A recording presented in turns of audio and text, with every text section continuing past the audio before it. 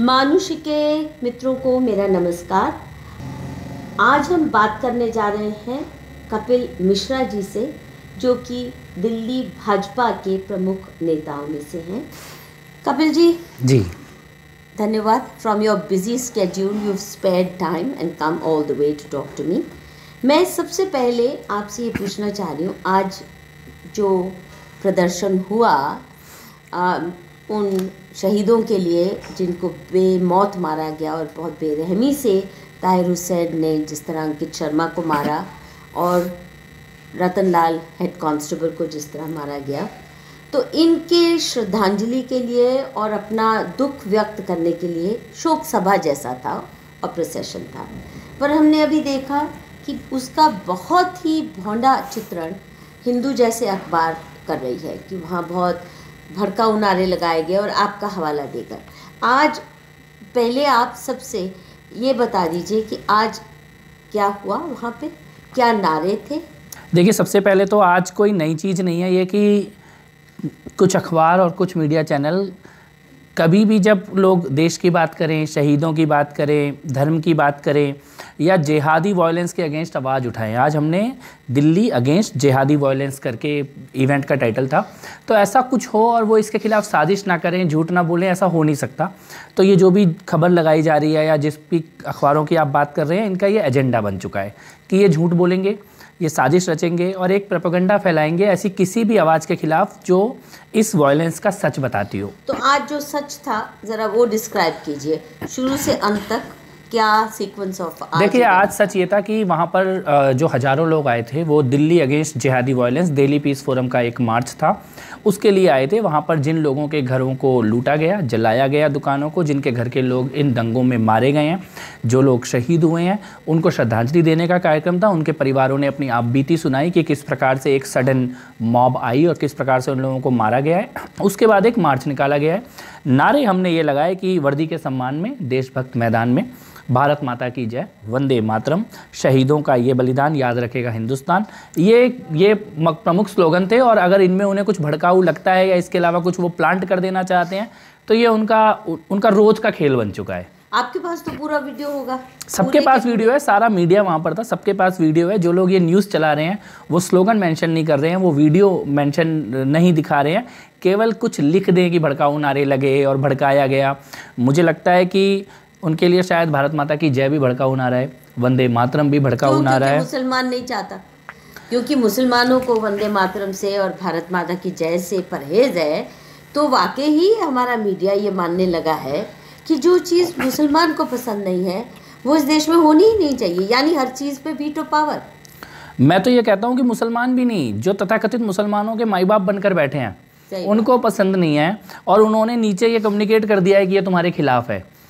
तो ये कुछ चंद लोग और कुछ चंद चैनल या कुछ तथाकथित सो कॉल्ड पत्रकार या कुछ नेता हैं जिन्होंने इसको अपना एजेंडा बना लिया है। उनका एजेंडा ये है कि हम मरे भी तो गुनहगार हम ही साबित हों, और इसी एजेंडे पे वो चल रहे हैं पिछले 4-5 दिनों से दिल्ली में। आपको सिर्फ 4-5 दिनों से क्यों?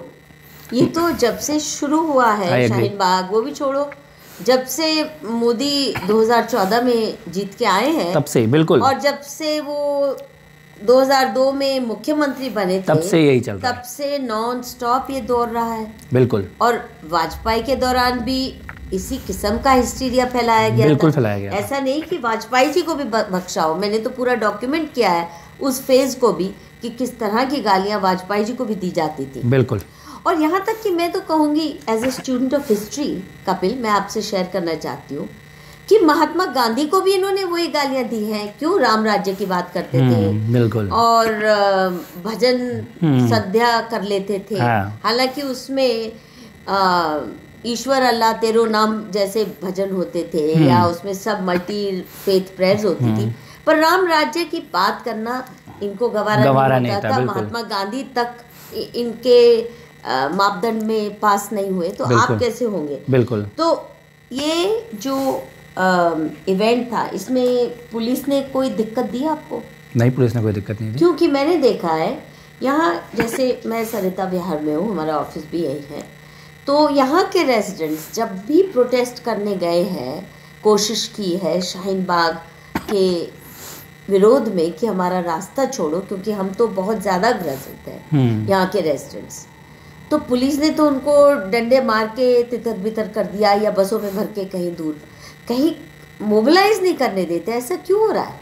देखिए, मेरे को ये लगता है कि पुलिस को ये चिंता है कि सामने जो लोग बैठ गए हैं वो बहुत हिंसक लोग हैं, और आप उनके खिलाफ अगर शांतिपूर्ण भी काम करेंगे, जैसे कि मौजपुर में हुआ, हम लोग सड़क पे उतरे और हमने कहा कि हमारी सड़क खुलनी चाहिए, लेकिन 15 मिनट के अंदर वहाँ पे मॉब पथराव कर रही थी, मार रही थी। ये बताओ, जो आपने मौजपुर का तय किया, इसका पूरा सीक्वेंसिंग बताओ, क्या हुआ और कैसे आपके सर पे ठीकरा फोड़ा जा रहा है कि आपने भड़काई? नंबर 1, आपकी वीडियो तो मैंने सुनी है, उसके अलावा भी आपने क्या कुछ कहा, एक तो ये बताना।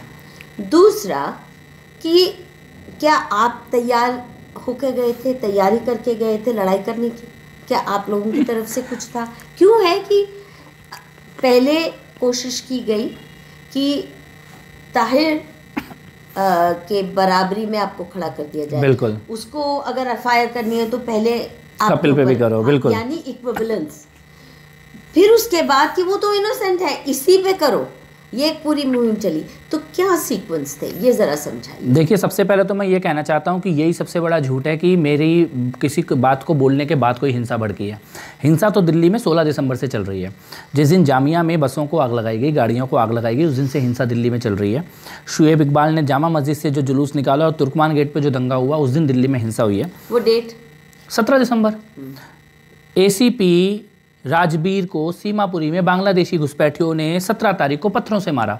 पुलिस के प्रति नफरत से भरा हुआ एक एंटी-CAA पूरा आंदोलन एक तो हिंसक है, कम्युनल है, वहाँ पे देश के और हिंदू धर्म के खिलाफ नारे लगाए जाते हैं। उसके उदाहरण दो ना। जो उन्होंने हिंदुत्व तेरी कबर खुदेगी ये नारा वहाँ पे लग रहा है, भारत तेरे टुकड़े होंगे वहाँ पे नारा लग रहा है, असम को अलग करके कैसे देश का चिकन नेक काट दिया जाए ये नारा वहाँ पे, ये इस तरह के भाषण वहाँ पे दिए जा रहे हैं। मोदी को मार देंगे, अमित शाह को मार देंगे, ये नारे वहाँ पर, ये भाषण वहाँ पे लगाए जा रहे हैं। तो ये शुरू से कम्युनल, एंटी नेशनल और एंटी हिंदू मूवमेंट है और वायलेंट मूवमेंट है। पहले दिन से वायलेंस हो रही है, और केवल दिल्ली में नहीं हो रही है, यूपी में वायलेंस हुई, राजस्थान में वायलेंस हुई, बंगाल में रेलवे स्टेशन और रेलवे की बोगियां जलाई गई। और एंटी पुलिस है, जहां भी ये नारे लगाते हैं पुलिस के खिलाफ लगाते हैं और पुलिस वालों को मारा जाता है। वही सारा सीक्वेंस दिल्ली में इस बार हुआ है। मौजपुर में उस दिन ये हुआ कि मैं रहता हूँ ट्रांस यमुना जमुना पार में, वहाँ के 35 लाख लोग पूरी दिल्ली से केवल 2 सड़कों से जुड़े हुए हैं। एक सड़क जो चांदबाग से निकलती है, दूसरी सड़क जो जाफराबाद से निकलती है। इन्होंने जाफराबाद भी बंद कर दिया और चांदबाग भी बंद कर दिया, यानी 35 लाख लोग कहीं नहीं जा सकते, ना दफ्तर जा सकते, ना स्कूल जा सकते, ना कोई बीमार पड़े तो अस्पताल जा सकता है। आप 35 लाख लोगों को कैद कर दोगे, और वो अगर प्रोटेस्ट करने के लिए एक बंद सड़क में, जिस सड़क पे हम आए मौजपुर की, वो दोनों तरफ से बंद सड़क थी, हम कोई सड़क बंद करने नहीं आए थे, नॉन वायलेंटली आए थे, बताकर आए थे। हम लगभग 2,500 लोग थे, लेकिन वो इसलिए थे कि ये तो जाफराबाद में बैठे हैं 2,500, चांदबाग में बैठे हैं 2,500, जो मॉब दोनों तरफ से आया था, एक मॉब कबीर नगर से और एक मॉब जो जाफराबाद से आया था, दोनों में 3-3, 4-4 हज़ार लोग थे, और सब स्टोन्स लेके और हथियार लेकर वहाँ पर आए थे। मैं ये बताना चाहता हूँ कि हमारे पास इसके अलावा कोई ऑप्शन ही नहीं था कि हम सड़क खोलने की बात करें। हम जब कहीं जा ही नहीं सकते तो हम ये तो इतना तो अनुरोध हम करेंगे ही कि हमारी सड़कें खोलो, ये तो हमारा संवैधानिक अधिकार है, और मुझे लगता है ये करना वहाँ ज़रूरी था। हमने 2 ही चीज़ें बोली, एक हमारी सड़कें खोलिए, दूसरा हम दूसरा शाहीन बाग नहीं बनने देंगे। मुझे लगता है इन दोनों में कोई गलत बात नहीं है। हम अपनी सड़कों को, अपने घरों को बंद तो नहीं होने देंगे, लेकिन शायद वो लोग जो सड़कें बंद कर रहे थे उनके मन में सबसे बड़ी पीड़ा ये है कि कोई खड़ा होकर ये कैसे कह रहा है कि सड़कें खोलो। आज एक खड़ा हुआ है, कल 1000 खड़े हो जाएंगे, इसीलिए इस एक को इस प्रकार से कुचल दो, कपिल मिश्रा को ऐसा विलेन बना दो कि कल कोई दूसरा खड़े होने की हिम्मत ही ना करे, और ये जो भी सड़कें बंद करें, जो भी नारे लगाएं, कुछ भी करें, लेकिन इनके खिलाफ कोई बोलने की हिम्मत ना करे। इसीलिए उन्होंने उसी दिन डिसाइड कर दिया कि ये आज एक खड़ा हुआ है, इसको देखकर दूसरा कोई खड़ा ना हो, इसलिए इसको विलेन बना दो, इसको हत्यारा बना दो, इसको आतंकवादी बना दो, इसके ऊपर खून के इल्ज़ाम लगा दो। Washington post, New York times, wall street journal, देश के सारे मीडिया चैनल इस प्रकार से दिखा रहे हैं जैसे मेरी छत से बम मिले हो, ऐसे बात कर रहे हैं जैसे मेरे घर से लाश निकली हो, ऐसे बात कर रहे हैं जैसे मेरे लिए गवाह खड़े हों कि इन्होंने मारा है। मतलब ताहिर हुसैन बेचारा है और कपिल मिश्रा हत्यारा है। ये झूठ और इस प्रकार के हजारों झूठ इस देश में नहीं चलने चाहिए, नहीं चलने देंगे। अच्छा ये बताओ, वॉल स्ट्रीट जर्नल करे या वॉशिंगटन पोस्ट करे वो तो समझ आता है, वहाँ पे इनका बहुत गहरा पकड़ है, बहुत ही गहरी पकड़ है इन जिहादी ताकतों की, पेट्रो डॉलर इस्लाम की। पर हमारा देश का मीडिया क्यों ऐसे कर रहा है? मेन स्ट्रीम चैनल्स क्यों कर रहे हैं? चलो हिंदू भी समझ आता है, वो कंफर्म लेफ्टिस्ट हैं और हमेशा ही उन्होंने देश विरोधी ताकतों को, अर्बन नक्सल्स को सपोर्ट किया है। पर टाइम्स ना, वो भी आपके खून का प्यासा हुआ पड़ा, क्यों? नहीं, मेरे को लगता है कि शायद इस देश में एक फॉल्स नैरेटिव और एजेंडा सेट करने वाले कुछ लोगों ने अपना चेहरा बना लिया है और बाकी लोग उसको केवल कॉपी करना चाहते हैं। वो is it not matter of money? I don't know, it may be, I don't know, it may be, I don't know. क्योंकि जो मैंने सुना है कि ये अपनी खबर प्लांट करने के लिए मीडिया हाउसेस में, अगर देखिए आपने मीडिया हाउस के मालिक को कुछ करोड़ रुपए पहुंचा दिए तो फिर जर्नलिस्ट को तो उसी तर्ज में बोलना पड़ेगा। कारण कुछ भी हो, लेकिन सफ़ेद झूठ तो दिखाया गया है और सफ़ेद झूठ बोला गया इस पूरी वायलेंस के बारे में। ये बताया नहीं गया लोगों को कि वायलेंस कब से हो रही है, ये नहीं बताया गया कि वायलेंस कितनी प्लान तरीके से हुई है। ऐसा तो नहीं हो सकता कि कपिल मिश्रा ने वहाँ खड़े होकर बोला कि रोड खोलो और उसके बाद ताहिर हुसैन ने इतने सारे पेट्रोल बम खरीद लिए, इतने सारे एसिड के पैकेट खरीद लिए, इतने सारे पत्थर इकट्ठे कर लिए और वो इतनी बड़ी गुलेल अपनी छत में बनाकर बैठ गया। ये सब मेरे भाषण देने के बाद किया है क्या उसने? It was well planned, well mobilised mob and well planned, well implemented violence in Delhi. और इन लोगों की तैयारी थी कि ट्रंप जब यहाँ पे होंगे तो वायलेंस को अपने पीक पर लेकर जाएंगे। इनका केवल इसलिए पूरा एजेंडा खराब हो गया कि इनसे पहले हम खड़े हो गए कि हम ये होने नहीं देंगे। और मुझे लगता है कि शायद उसके कारण बहुत सारे लोगों की जान बची है, वरना शायद ये एक तरफ से लोगों को मारते और किसी को यही नहीं पता होने वाला था कि शहर में होने क्या वाला है। तो मैं तो ये बड़ी जिम्मेदारी से कहता हूँ कि ये वायलेंस वेल प्लान्ड थी। इसको जस्टिफाई करने के लिए लोग ऑलरेडी बैठे हुए थे। आप देखिए ताहिर हुसैन की वायलेंस को सुधीर मिश्रा लिख रहे हैं कि ये तो सेल्फ डिफेंस है, मतलब बम खरीदना भी सेल्फ डिफेंस हो गया लोगों को। अंकित शर्मा, मतलब मैं एक सवाल पूछता हूँ और ये बड़ा गंभीर सवाल है कि मैंने अपनी पूरी बात में ऐसा क्या बोला था कि अंकित शर्मा को 400 बार चाकू से मारा है? आप रिपीट करो, आपने क्या कहा था। और दूसरा सवाल मेरा ये है कि आपने एक पुलिस अफसर को बाजू में खड़े करके जो अनाउंस किया, उसके पीछे क्या आपकी मंशा थी? आग लगी रहे, ये यही चाहते हैं, इसीलिए इन्होंने रास्ते बंद किए, इसीलिए दंगे जैसा माहौल बना रहे हैं। हमारी तरफ से एक भी पत्थर नहीं चला है। डीसीपी साहब हमारे सामने खड़े हैं। मैं आप सबके बिहाफ पे ये बात कह रहा हूँ, ट्रंप के जाने तक तो हम शांति से जा रहे हैं, लेकिन उसके बाद हम आपकी भी नहीं सुनेंगे अगर रास्ते खाली नहीं हुए तो। ठीक है, आज जब तक रास्ता खाली करवा रहे हैं, ट्रंप के जाने तक आप जाफराबाद और चांदबाग खाली करवा लीजिए, ऐसी आपसे विनती कर रहे हैं। उसके बाद हमें रोड पे आना पड़ेगा। ठीक है, भारत माता की। देखिए, हम लोग जब वहाँ पर थे तो दो तरफ से हमारे ऊपर स्टोनिंग हो रही थी। वहाँ पे पत्थरबाजी 3 बजे शुरू हो गई, ये ऑन रिकॉर्ड है, पुलिस के रिकॉर्ड में भी है। कितने बजे शुरू? मैं वहाँ पर 3 बजे पहुँचा हूँ। 3:05, 3:10 से वहाँ पर भीम आर्मी के लोग आ गए थे जो पत्थरबाजी कर रहे थे और ये ऑन कैमरा रिकॉर्डिंग है, पत्रकारों के पास है, पुलिस के पास है। तब तक मेरी कोई पुलिस के साथ कोई भाषण नहीं दिया, कोई बयानबाजी नहीं हुई है। जाफराबाद से मॉब आ गया तो जो वहाँ पत्थरबाजी कर रहा था, 4 बजे पुलिस ने मुझसे ये कहा कि आप लोग रोड खुलवाने के लिए जो आ रहे हैं अभी तो आप चले जाइए, क्योंकि यहाँ बहुत बड़ी वायलेंस की तैयारी दिख रही है और 2 तरफ से मॉब आ रही है मारने के लिए। तो मैंने ये कहा कि ये जो लोग यहाँ खड़े हैं सड़क खुलाने के लिए, ये नहीं जाएंगे, क्योंकि इनके पास कल सुबह दफ्तर कैसे जाना ये भी नहीं पता, इनको बच्चे स्कूल कैसे जाएंगे इनको नहीं पता, तो ये कैसे चले जाएँ वापस, इनको आप कुछ तो बताइए। तो उन्होंने ये कहा कि इस भीड़ को अभी यहाँ से हटाने के लिए आप कहिए। तब मैंने डीसीपी को अपने बगल में खड़ा किया, कैमरे ऑन थे, कैमरों के सामने बोला और मैंने बड़ा स्पष्ट बोला कि मैं आपसे हाथ जोड़ के विनती करता हूं कि आपको ये रास्ता खुलवाना चाहिए। 3 दिन तक ट्रंप यहाँ पर हैं, 3 दिन में आप इस रास्ते को खुलवा दीजिए, हम यहाँ से जा रहे हैं। ये मैंने उनको बोला। मेरे को लगता है कि उस वक्त उस भीड़ में कोई भी व्यक्ति जो हिंसा नहीं चाहता था वो इसके अलावा और कुछ बोल ही नहीं सकता था। इससे सेफ कोई बात वहाँ पे नहीं हो सकती थी जाने के लिए। और ऑन रिकॉर्ड 4:30 पे मैं वहाँ से चला गया हूँ, क्राउड वहाँ से चला गया है। उसके बाद वो दोनों तरफ से जो मॉब आई थी उसने वायलेंस किया है। मौजपुर में वायलेंस हुआ, जाफराबाद में वायलेंस हुआ, चांदबाग में, मुस्तफाबाद में। पर आप सड़क खुलवाने में सक्षम रहे? नहीं, सड़क तो मेरे कारण नहीं खुली है। सड़क तो बाद में जब दंगा हुआ है, फिर आर्मी लगी है, पुलिस लगी है, उसके बाद कर्फ्यू लगा है, उसके बाद 1.5 दिन के बाद जाफराबाद और चांदबाग की सड़कें खाली हुई हैं। ये मैं मानता हूँ कि दूसरा शाहीन बाग तो नहीं बना और हम लोगों का कम से कम ये जो संकल्प था कि हम दूसरा शाहीन बाग नहीं बनने देंगे वो पूरा हुआ है। लेकिन उसके लिए जो हिंसा इन लोगों ने की है, इस जाफराबाद का सड़क बंद करने के लिए, चांदबाग की सड़क बंद करने के लिए, जिस प्रकार से कत्लेआम हुआ है, जिस प्रकार से पुलिस वालों को मारा गया है, घर से बूढ़ी औरत निकल रही है और पुलिस वाले को ईंट मार रही है, खुद अपना उनका बयान है। चाह रहे थे, अरे पुलिस वाले के ईंट मारी है, डरा मत बिल्कुल भी, अपना गाड़ आ गया तो ईंट मारे, हरामी है तो एकदम। अम्मा किसने मारा है तुम्हारे? अम्मा किसने मारा? मैं तो नाली में गिर गई, मारे मैंने मारा, पुलिस वाले के ईंट मार दी पुलिस वाले। अच्छा हाँ, कोई बात ना, मैं जॉब से गिर जाऊँ, हाँ फिर मार जरूर दूंगी। तो मैं भाग रहा होगा पीछे आदमी के पीछे भाग रहा।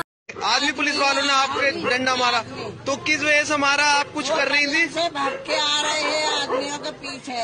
आप लोग खामोशी से बैठे हुए प्रोटेस्ट कर रहे थे? खामोशी से आ रही। अच्छा, तो मेरे डंडा मारा उन्होंने। आप देख सकते हैं ये कम से कम 60 से 70 साल की उम्र की बुजुर्ग हैं और ये चांदबाग के प्रोटेस्ट में इनके साथ पुलिस वालों ने मारपीट करी है। वहाँ और भी जितनी भी लेडीज बैठी हुई है, महिलाएं बैठी हुई हैं, सबके चोट लगी है। ये बेचारी आ रही हैं, इनके सर में आप देख सकते हैं चोट लगी हुई है और सभी के साथ वो ना बुजुर्ग देख रहे हैं ना जवान देख रहे हैं, सभी के साथ जो है बुरा हाल कर रखा है। तो गाली माँ बहन की दे रही है। तो तुम्हें पुलिस से क्या नफरत थी? पुलिस तो तुम्हें बचाने आ रही है ना।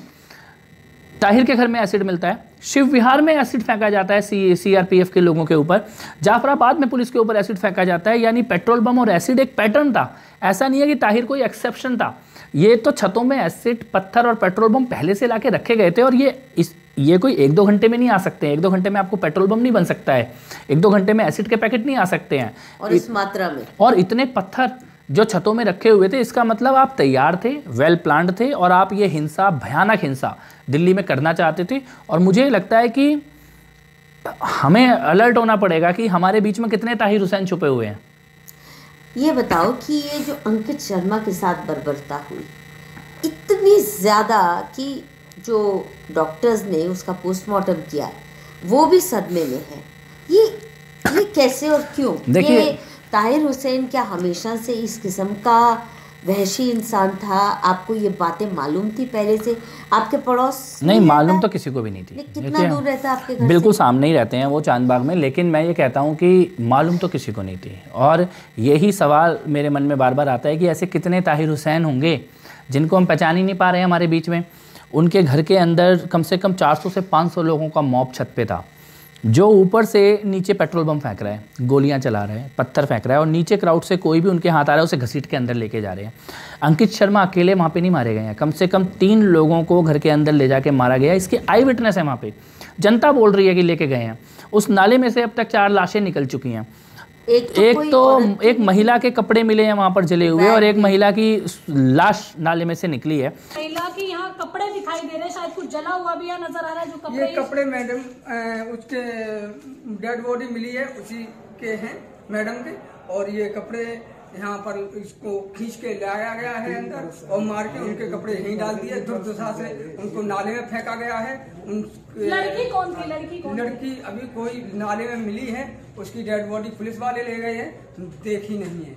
तो है वो पता है? अभी तक नहीं पता कौन है। तो आप ये समझिए कि किस प्रकार का तांडव उस घर के अंदर किया जा रहा था कि बस मारो, ऊपर से बम फेंके जा रहे हैं, गोलियां चलाई जा रही हैं, नीचे कोई आ रहा है तो उसे घर के अंदर घसीट लिया जा रहा है। और अंकित शर्मा 400 बार आप किसी को, मेरे ख्याल से मारना तो आप एक बार पे ही मार सकते थे।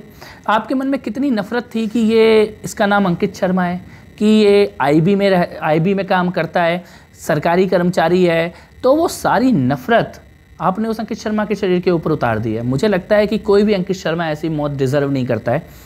स्वीकार, गंदे नाले में फिर आपने बॉडी नाले में डंप कर दी है, नाले में फेंकते हुए की भी वीडियो है। भारत सरकार ने आज तक ये नहीं किया कि किसी आतंकवादी को भी उसके डेड बॉडी को जलील किया गया, उसको बाकायदा ऑनर्स के साथ दफनाया जाता। इसीलिए हम ये कह रहे हैं कि ये एक जिहादी वायलेंस थी, वेल प्लान्ड वायलेंस थी और ये लोग तैयारी करके लोगों को मार रहे थे, टारगेट करके मार रहे थे। अंकित शर्मा से कोई ताहिर हुसैन की पर्सनल लड़ाई तो नहीं थी, कोई पैसे का लेन देन नहीं था, कोई पड़ोसी बिजनेस या इस तरह की कोई लड़ाई नहीं थी। अंकित शर्मा से केवल उनकी यही तो लड़ाई थी कि इसका नाम अंकित शर्मा है और ये आईबी में काम करता है। इसके अलावा तो अंकित शर्मा से उनकी दुश्मनी क्या थी? और इसकी नफरत इतनी कि आप उसको मारते ही चले जा रहे हो, नाले में जाके फेंक के आ गए उसकी बॉडी को, और इतने खुलेआम कि नाले में फेंकने का भी वीडियो है। मारने वीडियो है, नाले में बॉडी फेंकने का पूरा वीडियो है, पब्लिकली वीडियो चल रहा है नाले में बॉडी फेंकने का।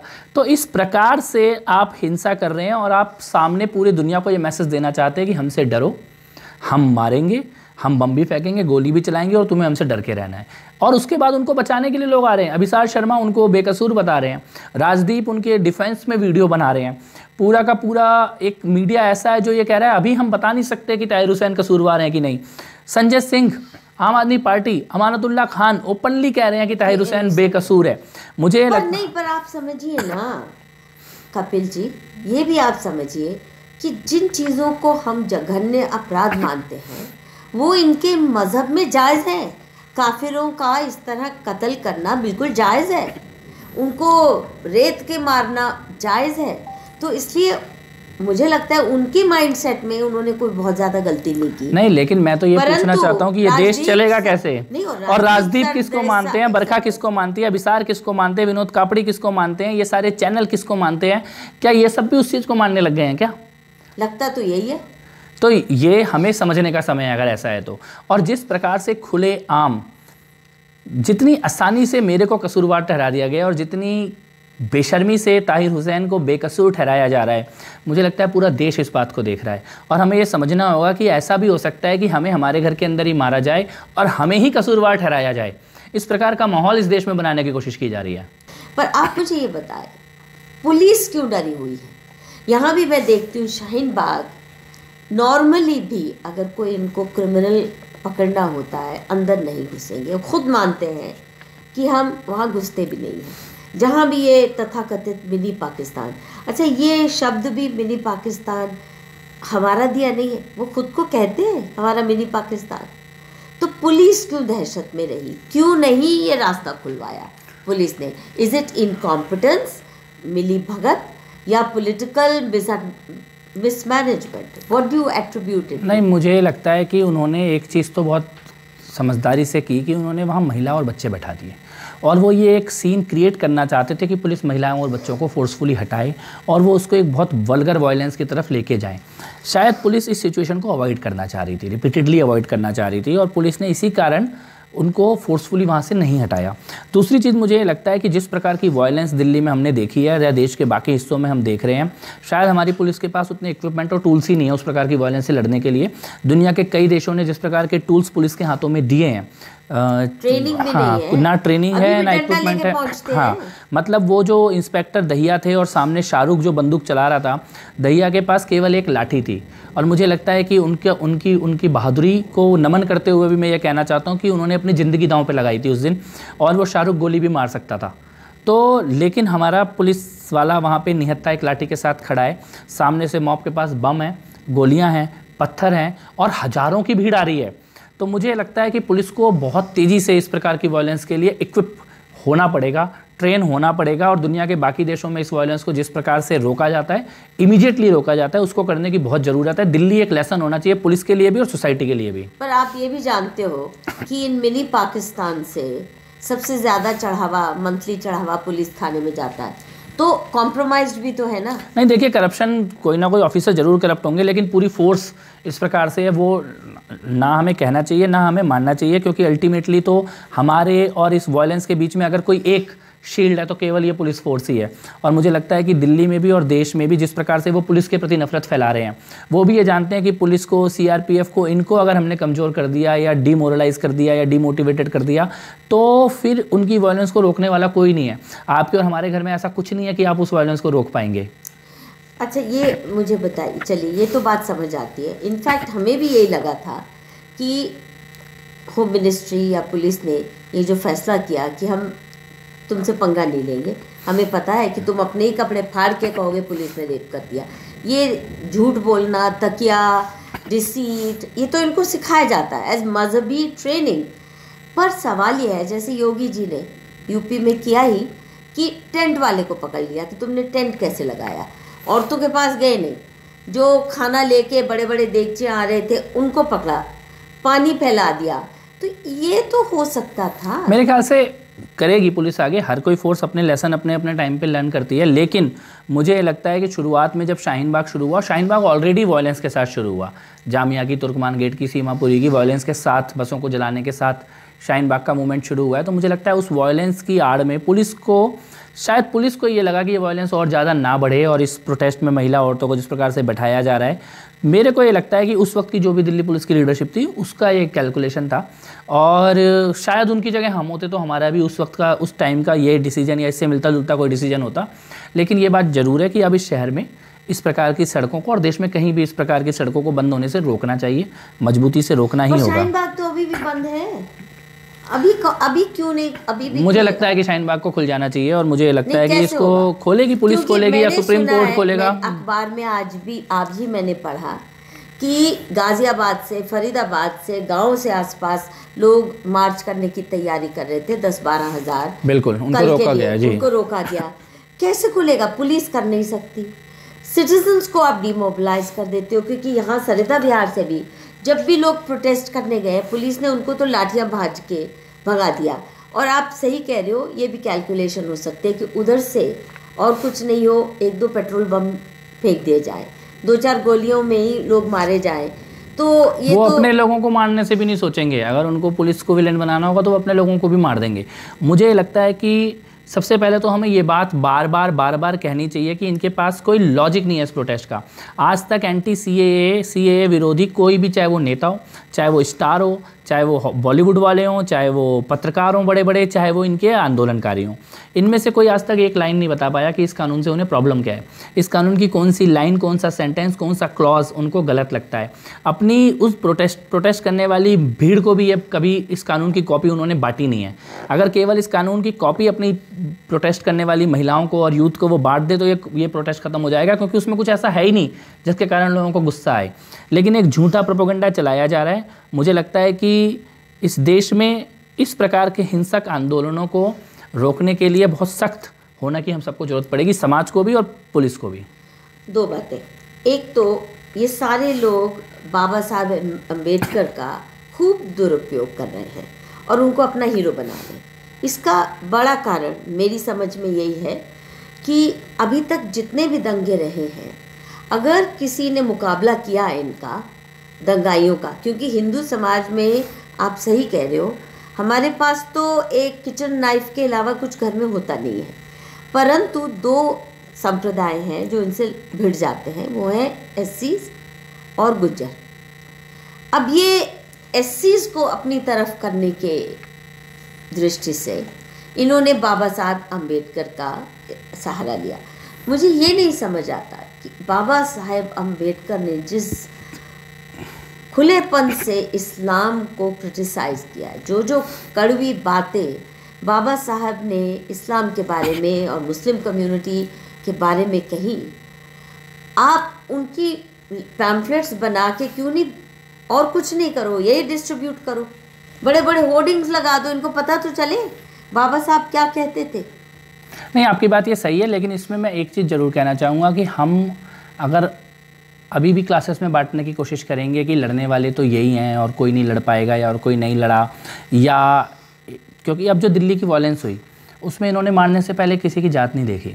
इन्होंने दलितों को भी मारा है, इन्होंने गुज्जरों को भी मारा है, इन्होंने बाकी लोगों को भी मारा है, गुप्ता को भी मारा है, शर्मा को भी मारा है, तो चौहान को भी मारा है। तो नहीं, जब मारेंगे सबको, मैं ये कह रहा हूँ लड़ने के लिए भी जब घर पे लड़ाई हो रही हो, दरवाजे पे लड़ाई आ रही हो, तो जिसके पास जितना सब बल होता है वो लड़ता है। तो मुझे लगता है कि हम उस प्रकार की चर्चा में जाके एक दूसरे को ही कहीं कमज़ोर ना करें। लेकिन मुझे लगता है कि जो वारिस पठान ने बोला 15 करोड़ 100 करोड़, वो 100 में सबको गिन रहा है, और ये हमें समझने की ज़रूरत है। और ये बात बिल्कुल सही है कि बाबा साहब ने या और लोगों ने भी, देश के बहुत जाने माने इतिहास के भी लोगों ने और वर्तमान के भी लोगों ने बहुत सारी चीज़ें ऑन रिकॉर्ड रखी हैं, वो चीज़ें लोगों तक पहुंचाने की ज़रूरत है। मैं इस बात से बिल्कुल एग्री करता हूं कि लोगों को ये समझना होगा कि हमारी लड़ाई किस चीज़ से है, कौन लोग हैं, किस प्रकार के लोग हमला करने आएंगे, किस प्रकार के लोग हमलावरों को बचाने आएंगे, किस प्रकार के लोग आपको विलन बनाने के लिए आएंगे। ये पूरा का पूरा जो सिस्टम है, ये जो पूरा खेल है, इसको हमें समझना होगा, तभी शायद हम अपनी आत्मरक्षा कर पाएंगे। नहीं, पर ये इसमें 2 राय नहीं है कि कुछ कम्युनिटीज़ ज़्यादा लड़ाकू होती हैं। जैसे सरिता विहार के बारे में यहाँ के रेजिडेंट्स मानते हैं कि यहाँ अगर खादर गाँव के गुज्जर ना होते, जिनसे थोड़ा बहुत ही डरते हैं, तो ये आगजनी यहाँ पे कर चुके होते बहुत पहले ही। इनको भड़काना था दंगा, तो दंगा भड़काने का यही है कि बिल्कुल वल्नरेबल उसका कारण है, मैं उसका कारण ये है कि दिल्ली के लोकल गुज्जर और दिल्ली के लोकल जाट और दिल्ली के लोकल ये दो कम्युनिटियों ने खासकर और त्यागी, इन्होंने झेला है 300-400 साल। बार बार जो लड़ाई हुई है वो इन्होंने ही लड़ी है, इन्होंने इस शहर को बचाया है, इन्हीं से बार बार लड़ाई हुई है, इन्हीं पर हमले हुए हैं, इन्हीं को मारा गया है। तो जो बाहर से लोग आए हैं केवल रोजी रोटी के लिए, वो उस लड़ाई का ना जानते हैं, ना उनकी मेमोरी में है, कॉमन मेमोरी में नहीं है, ना उसको उन्होंने कभी देखा है, ना झेला है। तो इसीलिए ये कारण है कि मजबूती से गुज्जर समाज, जाट समाज, त्यागी समाज, SC ST समाज ये मजबूती से इसलिए खड़ा है कि वो एक्सपीरियंस भी कर चुके हैं, वो जानते भी हैं कि उनकी लड़ाई किससे है, और उन्होंने उनके समाजों ने ओवर द ईयर्स 300-400 साल 500 साल तक लगातार इस प्रकार के हमलों को झेला है। सही बात है। इतिहास के बहुत ही पिटे हुए खिलाड़ी हैं और रेजिस्टेंस में इनका बहुत बड़ा हाथ रहा है, और कन्वर्जन्स को रोकने में भी बहुत ज़्यादा बड़ा। ये समाजों ने अपने आप को बचा के रखा, थे वो वेल ऑर्गेनाइज्ड।